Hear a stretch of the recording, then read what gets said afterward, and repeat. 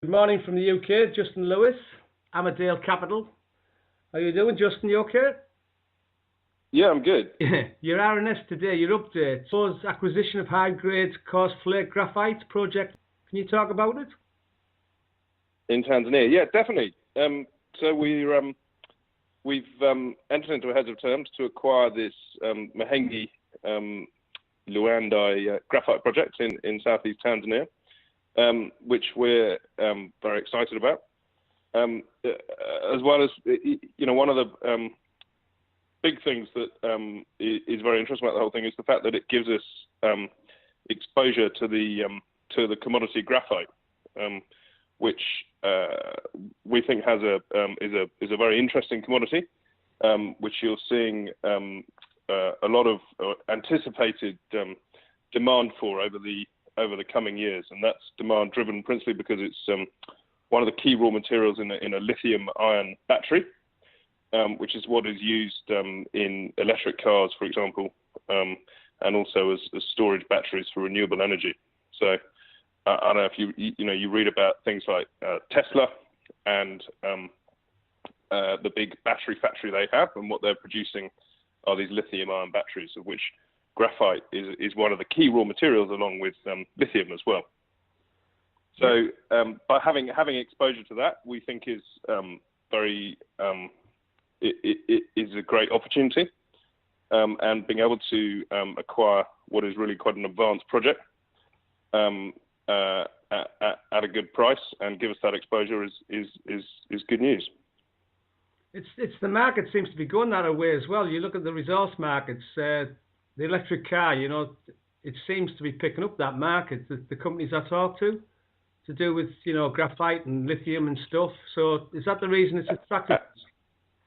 Absolutely, yeah. So and you're seeing with these lithium-ion batteries, which is what makes people get excited about lithium as well, and graphite's exactly the same. You're seeing them building these mega factories. Tesla have got a $5 billion factory that they've built in Nevada,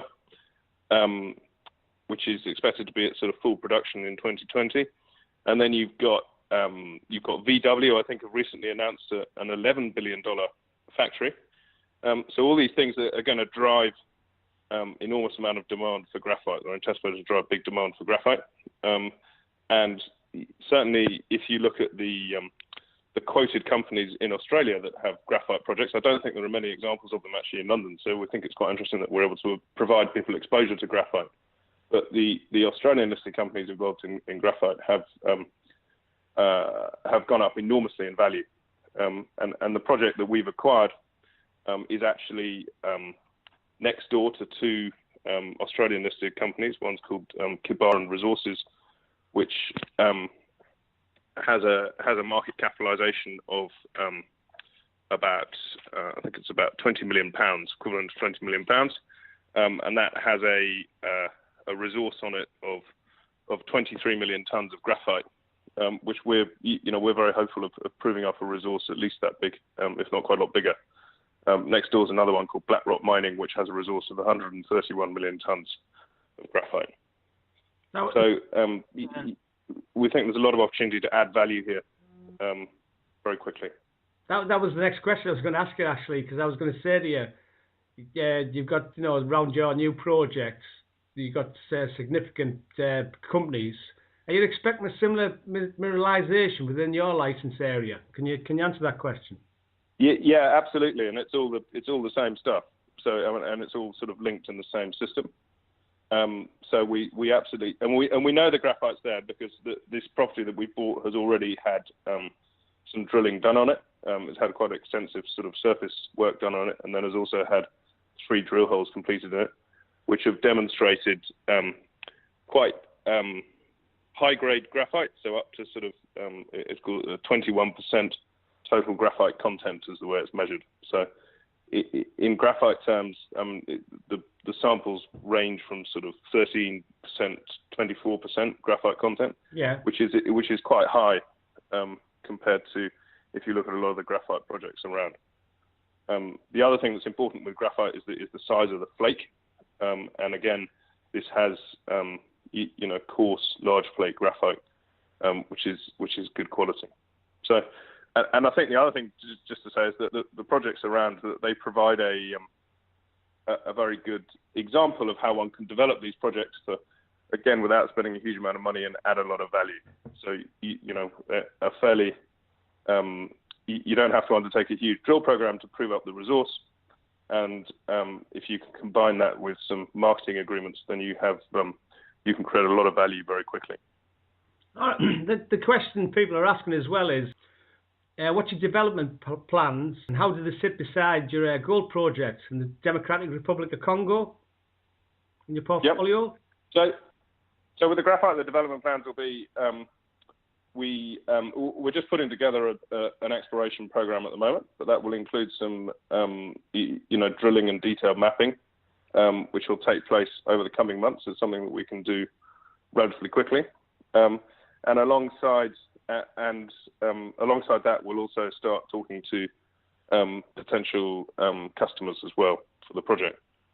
In terms of the gold, that's we've obviously done most of the work that we can do on that. The key outstanding bit is to finalise the funding agreement with AMCS, which has taken longer than we anticipated or hoped.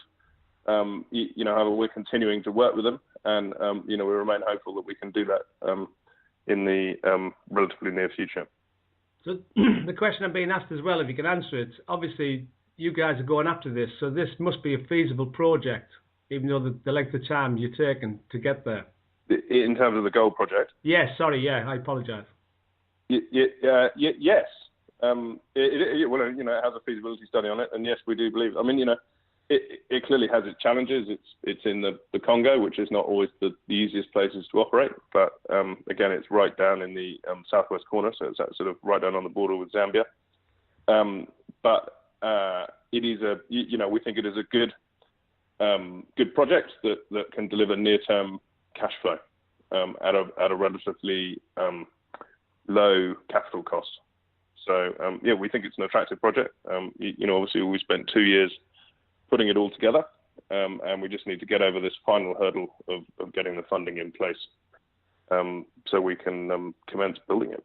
Just another question across from social media today. Someone said the board aren't taking a salary. It is. Well, since the beginning of the year, yes, that is correct, yes. ACP had 99 million shares and are issuing 80 million to acquire the asset value at about a 1 million base on recent funding. How do you think the markets will react to that today then? I hope that they will react well. We think the vendors of the project are taking paper, so they clearly believe in the value of the project. That is a sign that they believe in the value of the project and they believe there's considerable upside. Yeah. And in fact, when we negotiated the price with them, our shares were actually rather higher in value. So I think they were nearer sort of 2.5p.